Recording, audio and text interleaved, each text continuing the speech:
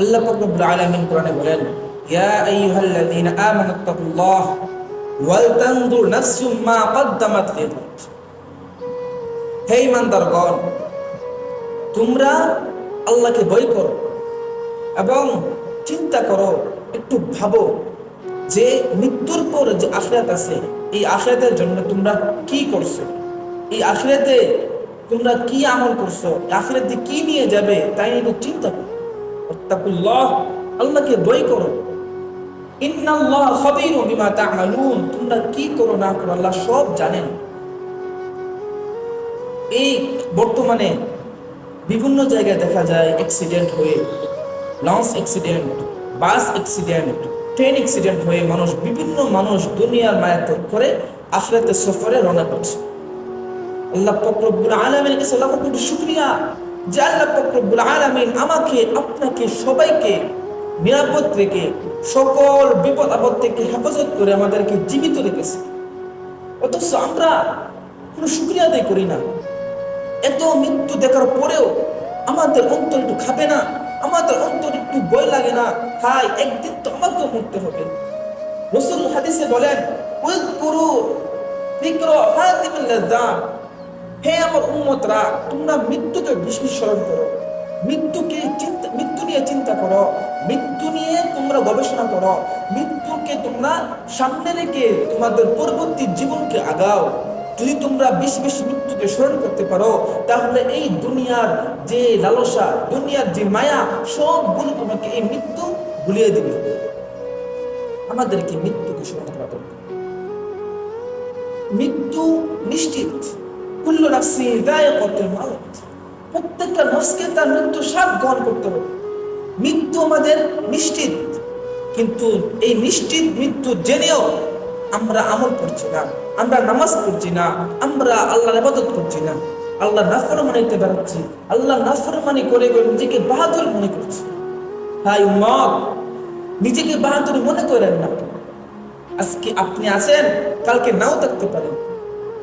যে মানুষগুলো অ্যাক্সিডেন্টে মারা গিয়েছিল, তারা যখন লঞ্চ, ট্রেন অথবা বাসে যখন উঠছিল, তারা এই কথা চিন্তা করে নাই যে এই যাত্রা হলো আমার জন্য শেষ যাত্রা, এই কথা চিন্তা করে নাই।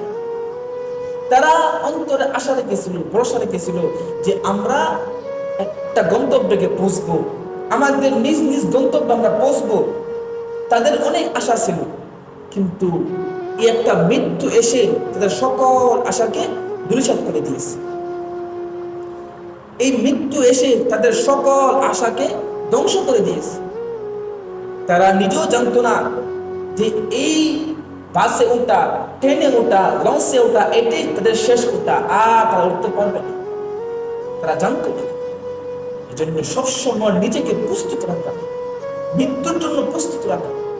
দুনিয়ার ধন সম্পদ, টাকা পয়সা দিয়ে দুনিয়া কিনা যায়, আখিরাত কিনা যায় না। টাকা পয়সা দিয়ে দুনিয়ার সব কিছু কিনা যায়, কিন্তু আল্লাহকে পাওয়া যায় না। টাকা পয়সা দিয়ে দুনিয়ার সব পাবেন, আল্লাহকে পাবেন। আল্লাহকে পেতে হলে ইবাদত দরকার, আল্লাহর ভয় দরকার। নিজেকে প্রস্তুত করুন, নিজেকে আল্লাহ ওয়ালা বানান, নিজেকে একজন খাঁটি মুসলমান হিসেবে তৈরি। জুম্মার নামাজ পড়লেই যে আমরা মুত্তাকি না, জুম্মার নামাজ পড়লেই যে আমরা আল্লাহ ওয়ালা না। জুম্মার নামাজ যেমন ফরজ, প্রত্যেকটা নামাজ প্রতিদিন 5 ওয়াক্ত নামাজ আমাদের উপর ফরজ। জুমার নামাজ যেমন ফরজ, ফজরের নামাজও কি আমাদের উপর ফরজ। আমরা সপ্তাহে একদিন এসে নামাজ পড়ি, আর বাকি সপ্তাহ আমাদের নামাজ কোনো খবর থাকে না। না, এটা কোনো মুমিনের কাজ না। জুম্মার নামাজ যেমন ফরজ আপনার উপরে, ফরজ নামাজ ঠিক তদ্রুপ আপনার উপরে ফরজ। সমস্ত গুনাহ ছেড়ে দেওয়া আপনার উপর ফরজ। ভালো কাজ করা, নেক কাজ করা, এটা আল্লাহর আদেশ। রাসূল সাল্লাল্লাহু আলাইহি সাল্লাম আমাদের জন্য যা রেখে দিয়েছেন তা গ্রহণ করা আমাদের জন্য উপকারী।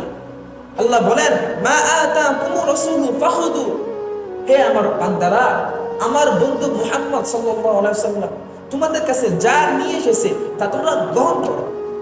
রাসূল যা সুন্নাত হিসেবে সুন্নাত হিসেবে করেছেন তা তোমরা গ্রহণ করো। ওয়া মা নাহাকুম আনহু ফান্তাহু, এবং যা তিনি নিষেধ করেছেন তা থেকে তোমরা বিরত থাকো, দূরে থাকো। সুদ খাওয়া রাসূল নিষেধ করেছে, ঘুষ খাওয়া রাসূল নিষেধ করেছে, চুরি করা রাসূল নিষেধ করেছে। এগুলো গুনার কাজ। এই গুনার কাজগুলো রাসূল সাল্লাল্লাহু আলাইহি ওয়াসাল্লাম আমাদেরকে না করতে বলেছে। নামাজ পড়া, তাহাজ্জুদ করা, মেসওয়াক করা, এগুলো রাসূলের সুন্নাত, এগুলো আমাদেরকে করার জন্য উৎসাহিত করেছে। এজন্য আমাদের উচিত নামাজ রাসূলের সুন্নাত অনুযায়ী জীবনটাকে গড়া। যদি আমরা রাসূল সাল্লাল্লাহু আলাইহি ওয়াসাল্লামের সুন্নাত অনুযায়ী জীবনটাকে গড়তে পারি, তাহলে আমাদের জীবন হবে সাকসেসফুল। এজন্য প্রত্যেকটা মুহূর্তে, প্রত্যেকটা সময় মৃত্যুর জন্য নিজেকে প্রস্তুত রাখা, মৃত্যুর জন্য নিজেকে প্রস্তুত করা। যদি আমরা মৃত্যুকে নিজেদের জীবনের আপনজন হিসেবে গ্রহণ করতে পারি, তাহলে আমরা মূল হতে পারি।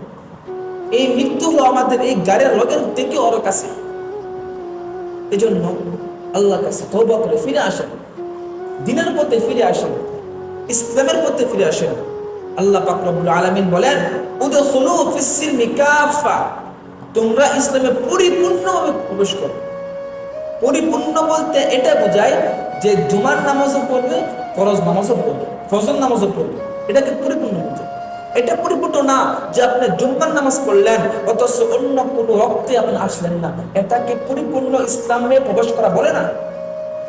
পরিপূর্ণ ইসলামে প্রবেশ করা এটাকেই বলে যে আপনি জুম্মার নামাজ পড়লেন, আবার অন্যান্য দিন পাঁচ ওয়াক্ত নামাজও জামাতের সঙ্গে পড়লেন, সমস্ত গুনাহ থেকে বাঁচলেন, গীবত করলেন না, অনর্থক কথা বললেন না, মানুষের কষ্ট দিয়ে মানুষকে কষ্ট দিলেন না, চুরি করলেন না। এটা হলো পরিপূর্ণ ইসলামে প্রবেশ করা। আমাদের ইসলামে পরিপূর্ণভাবে প্রবেশ করতে হবে। উদখুলু ফিস সিলমি কাফা, যদি আমরা পরিপূর্ণভাবে ইসলামে প্রবেশ করতে পারি, তাহলে আমরা খাঁটি মুমিন। আমার এখন আপনার উযর থাকতে পারে, অসুস্থ বলেন, আরে রাসূলুল্লাহ সাল্লাল্লাহু আলাইহি সাল্লাম অসুস্থ অবস্থায় নামাজ পড়েছেন। আল্লাহ পাক রব্বুল আলামিনের একজন প্রিয় নবী, তার পুরো শরীরের মধ্যে পোকা ধরে গিয়েছে, তার পুরো শরীরে পোকা ধরে গিয়েছে। এত কষ্ট করেছেন তিনি, তারপরেও আল্লাহর কাছে একটা জিনিস চেয়ে নিয়েছেন, আল্লাহ আমার সারা শরীর পোকা খেয়ে ফেলো, কিন্তু আমার জিহ্বা যেন পোকা না খায়, আমার জিহ্বার মধ্যে যেন পোকা না ধরে। কেননা আমি এই জিহ্বা দিয়ে আপনাকে স্মরণ করব, আমি এই জিহ্বা দিয়ে আল্লাহ আপনার জিকির করব, এই জিহ্বার মধ্যে যেন কোনো পোকা না ধরে। আপনি নিজেকে পেরেশানি মনে করছেন, বিপদ মনে করছেন, অথচ ইউনূস আলাইহিস সালামের দেখায় দেখেন, তিনি একটা মাছের পেটে ঢুকে গিয়েছিলেন। বর্তমানে একটা মাছের পেটে ঢুকলে মানুষ কি বাঁচে? মানুষটা মারা যায়, এই মাছটা মানুষকে খেয়ে ফেলে। অথচ তিনি এত মুসিবত থেকেও আল্লাহকে বলেন না। আপনারা বলছেন অসুস্থ, কষ্ট, আপনারা বলছেন সময় পান না। আরে আমাদের রাসূল সাল্লাল্লাহু আলাইহি ওয়াসাল্লামের মতো ব্যস্ত তো আপনি ছিলেন। তিনি উম্মতের কারণে, উম্মতের ব্যস্ততার কারণে তিনি সারা রাত নামাজ আদায় করেছেন, আল্লাহর কাছে মাপ চেয়েছেন। তিনি পেরেশান ছিলেন যে আমার উম্মত যদি জাহান্নামে যায় আমি কিভাবে সহ্য করব। এত মায়া নিয়ে, এত ভালোবাসা নিয়ে তিনি উম্মতের প্রতি দরদ নিয়ে আমাদের জন্য আল্লাহর কাছে মাপ চেয়েছেন। রাসূল সাল্লাল্লাহু আলাইহি ওয়াসাল্লামকে যখন তায়েবের লোকেরা রাসূল সাল্লাল্লাহু আলাইহি ওয়াসাল্লামের উপর যখন আঘাত করলো, রক্তাক্ত করলো, তখন তিনি বললেন, হে আল্লাহ ওদেরকে মাফ করে দেন, তারা জানে না, তারা আমাকে চিনতে পারে নাই, আপনি তাদেরকে মাফ করে দেন, আপনি তাদেরকে মাফ করেন, তারা আমাকে চিনতে পারে নাই।